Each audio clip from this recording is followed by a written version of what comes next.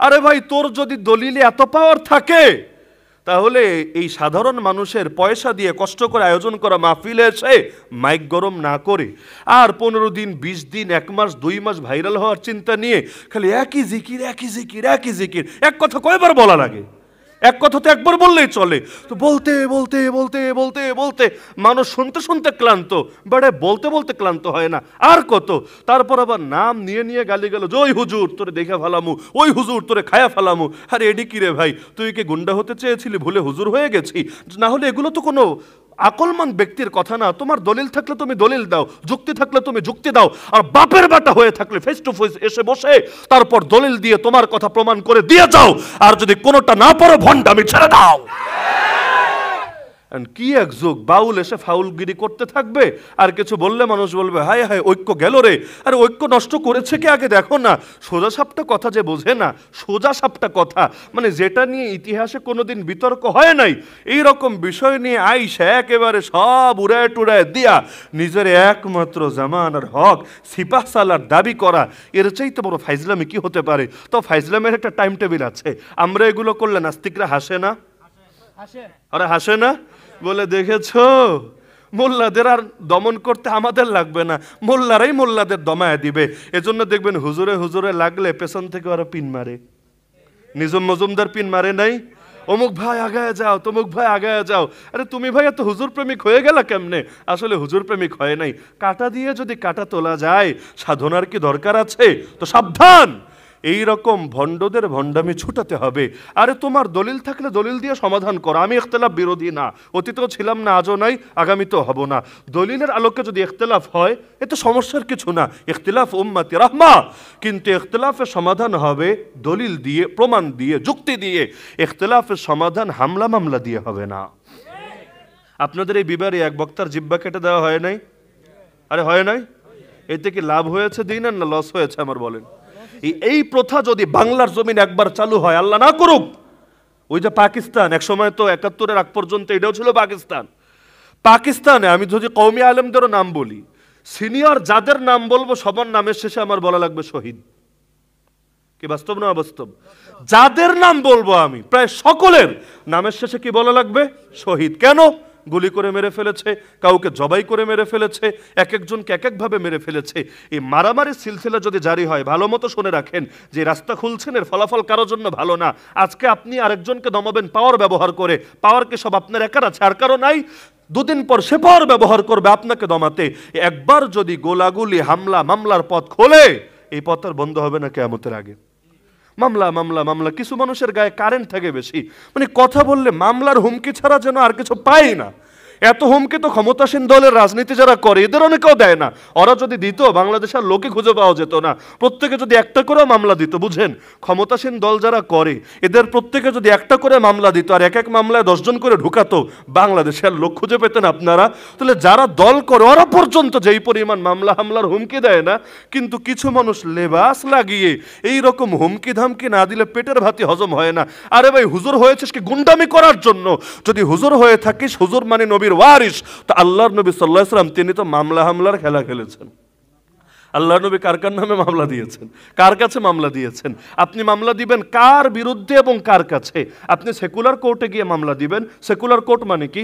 যেখানে কোরআনের আলোকে বিচার হয় না, যেখানে হাদিসের আলোকে বিচার হয় না, যেখানে সাহাবীরা কি বলেছে দেখে না, যেখানে দেখে তাদের আইনে কি লেখা আছে, কোন আইন, যেই আইন মানুষ বানিয়েছে অথবা যেই আইন ব্রিটিশরা রেখে গেছে, এটাই তো মূল কথা।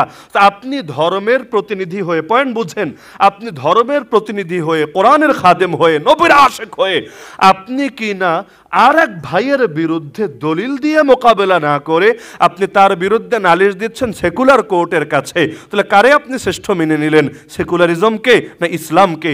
যার কমন সেন্স আছে সে বলবে আপনি তো শ্রেষ্ঠ মেনে নিয়েছেন সেকুলারিজমকে, আর সেকুলারিজমের সামনে ছোট করে ফেলেছেন ইসলামকে। একটা উদাহরণ দিলে ভালো বুঝবেন। আমার ছেলে ভুল করেছে, করতেই পারে। আমি যদি বাপের মতো বাপ হই, ছেলেকে আমি শাসন করবো, আমি বুঝাবো। এমনকি ভাইয়া ভাইয়া দ্বন্দ্ব হয়েছে, ভাইয়া ভাইয়া দ্বন্দ্ব হতেই পারে, তারা বাপের কাছে প্রয়োজনে যাবে, গিয়ে সমাধান করবে। কিন্তু তারা যদি বাপের কোনো দুশমনের কাছে যায়, যার আদর্শ বাপের আদর্শের পুরো উল্টা, তার বাপের গোটা জীবন কাটছে যে আদর্শের বিরুদ্ধে সংগ্রাম করার জন্য, তার কাছে যায় নিজেদের অভ্যন্তরীণ বিষয় সমাধান করার জন্য। পয়েন্ট বোঝেন, এরপর জবাব দেন। তাহলে এই খবর বাপ শুনলে মনে কষ্ট পাবে নাকি পাবে না?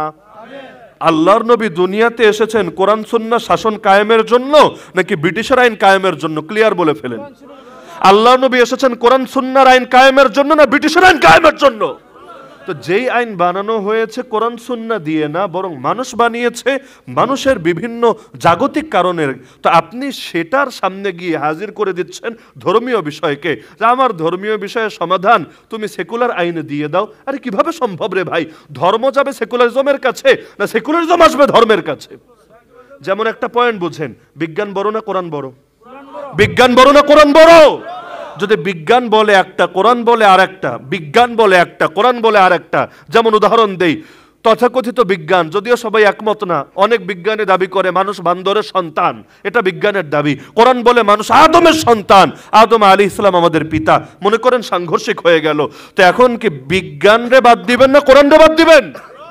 তো নিয়ম হলো এটা যে কোরআনকে ব্যাখ্যা করবেন বিজ্ঞান দিয়ে না, বিজ্ঞানকে ব্যাখ্যা করবেন কোরআন দিয়ে। কোরআন থাকবে উপরে, বিজ্ঞানকে টেনে এনে মিলিয়ে মিলিয়ে দেখবেন কোরআনের সাথে, যেটা মিলবে পাস, যেটা মিলবে না বাদ। কথা ক্লিয়ার? তো আপনি সেকুলারিজমকে ইসলামের সাথে মিলাতে পারেন, যে সেকুলারিজমের কোন কোন বিষয় দেখি কোরআন সুন্নাহর সঙ্গে সাংঘর্ষিক, আপনি দেখাবেন। তারা সমস্যায় পড়লে আপনার কাছে দ্বারস্থ হবে। যেমন বাংলাদেশে অনেক সময় দেখা যায় সরকারও কোনো বিষয়ে কোনো আইন টাইন বাস্তবায়ন করতে চাইলে, এমন যুগও বাংলাদেশে গিয়েছে যে সিনিয়র আলেমদের সাথে এই বিষয়ে মত বিনিময় করে যে এই জিনিসটা কি করলে কি হতে পারে না হতে পারে। এই বাংলার জমিনে এমন দিনও গিয়েছে, ইতিহাস সাক্ষী, মন্ত্রী সভায় বসে তারা একটা আইন নিয়ে আলোচনা করছে, একজন বলে উঠেছে এই আইন পাশ করলে মুফতি আমিনী বসে থাকবে। তো মুফতি আমিনী কোন এলাকার লোক? আমাদের সিলেটের নাকি আপনাদের? তা আপনাদেরই তো গর্ব এটা যে সেখানে বসে মন্ত্রী সভায় পর্যন্ত এটা নিয়ে টেনশনে, আইন নয় তো পাশ করলাম, মুফতি আমিনী চুপচাপ বসে থাকবে। তো আর এটা না গর্ব যে সেকুলাররা চিন্তা করবে, নাস্তিকরা চিন্তা করবে, কাফেররা চিন্তা করবে, সবাই চিন্তা করবে যে ধর্মীয় লোকেরা এটাতে পক্ষে থাকে না বিপক্ষে চলে যায়। অবস্থা এমন হবে যে ধর্মীয় লোক যদি বিপক্ষে চলে যায়, মনে হয় আমার গদিও থাকবে না একদিনের জন্য। আমি একজন বুজুর্গের নাম বলি, সুলতানুল উলামা ইমাম ইজ্জুদ্দিন বিন আব্দুস সালাম রহমতুল্লাহ আলাইহি।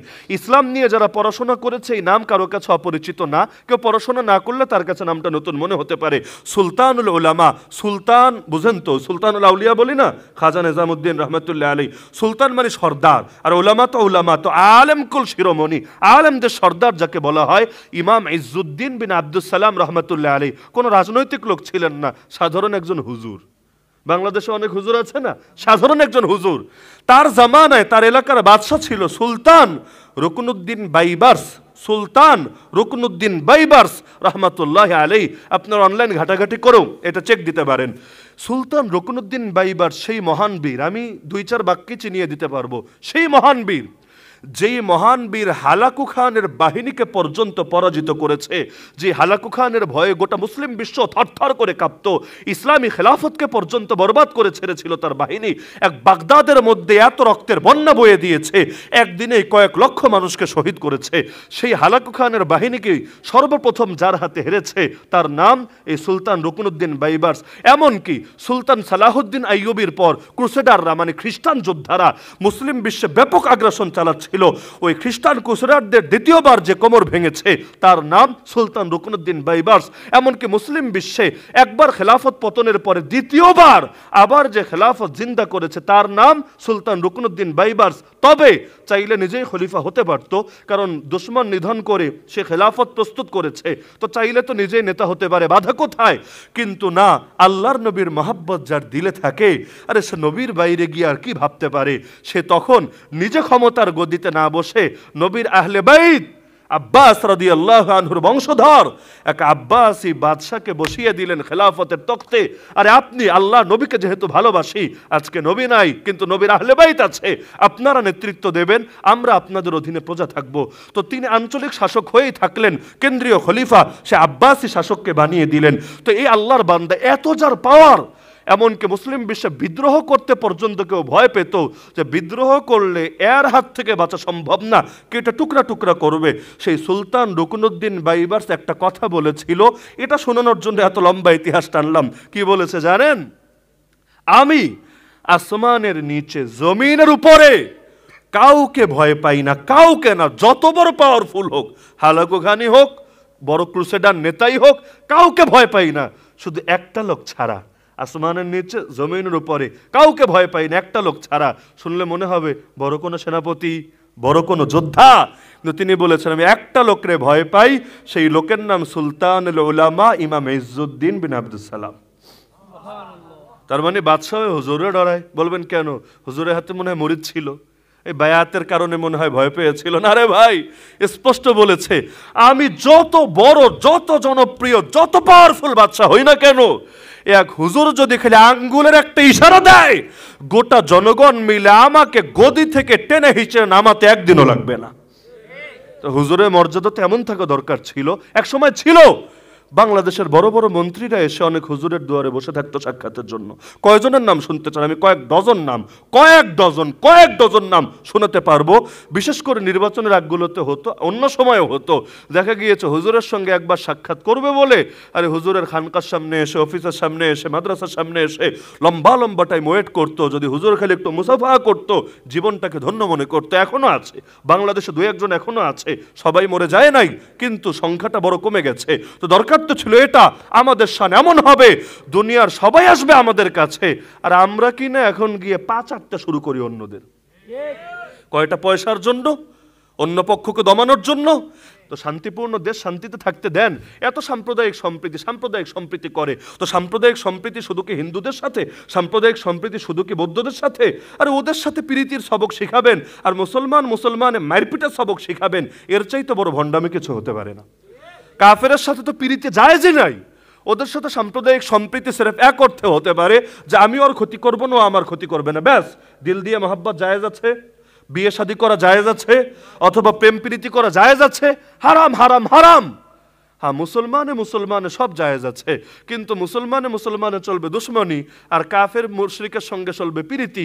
এই গত 3 সপ্তাহ আগে পত্রিকায় রিপোর্ট এসেছে, বাংলাদেশ থেকে 68,000 মেয়ে ভারতের বিভিন্ন পতিতালয়ে ইতিমধ্যে পাচার হয়ে গিয়েছে, যাদের সবচাইতে বড় সংখ্যা প্রেমের কারণে।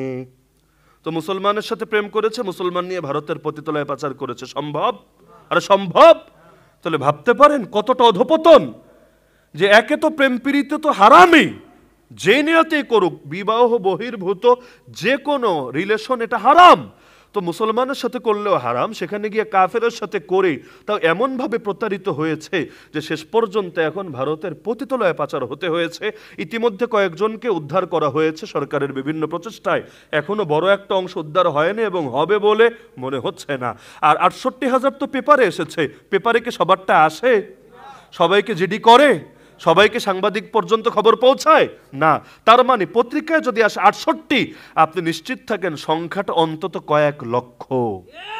তা আমাদের শান্ত বজায় রাখতে হবে, এইটা ব্যাপারে সচেতন এখনই হতে হবে যে বাংলাদেশের পরিবেশ আলহামদুলিল্লাহ অধিকাংশ ক্ষেত্রেই শান্ত। আপনারা যারা পাকিস্তান বা ইন্ডিয়ার অভ্যন্তরীণ ব্যাপারগুলো জানেন, তারা সকলে জানার কথা যে বাংলাদেশের অধিকাংশ এলাকার চিত্র আলহামদুলিল্লাহ, সেখানে মুসলমান বলেন আর অন্য ধর্মের লোকেরা বলেন, শান্তিতে এবং একটা মোটামুটি বোঝাপড়ার মধ্যে অবস্থান করে। আপোষে মারপিট খুব একটা হয় না আলহামদুলিল্লাহ। হ্যাঁ, বিবারিয়ার কিছু এলাকায়, নরসিংদীর কিছু চরে মাঝে মধ্যে মারপিট হয়।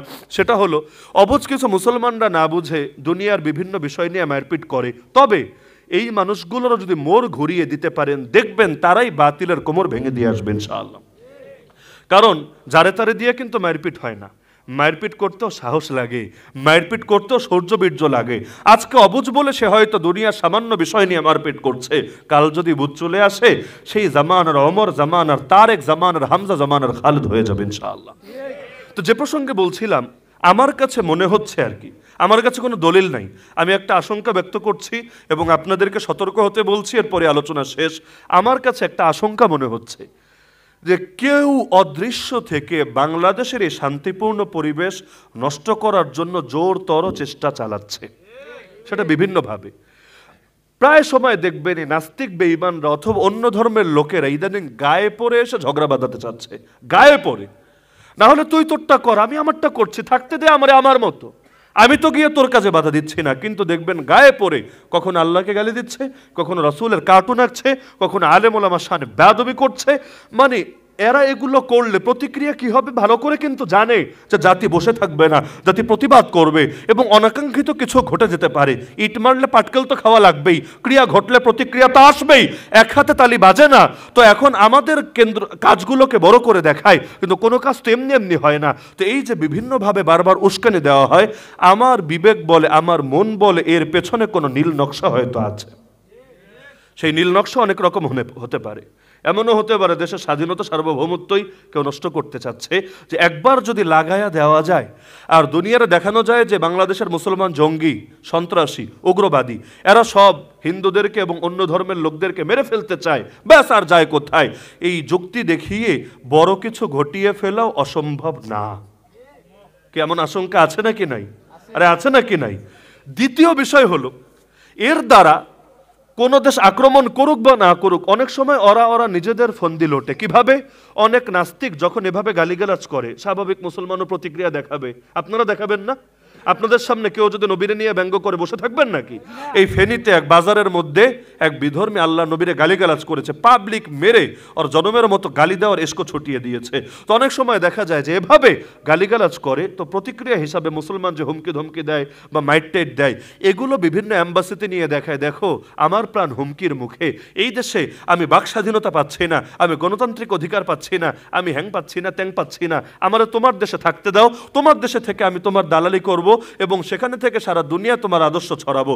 এভাবে অনেকগুলো নাস্তিক ইতিমধ্যে পশ্চিমা বিশ্বের এমন এমন দেশে গিয়ে সেটেল হয়েছে, গ্রিন কার্ড পেয়েছে, যেখানে যাওয়াও অনেকের জীবনের সবচেয়ে বড় স্বপ্ন থাকে।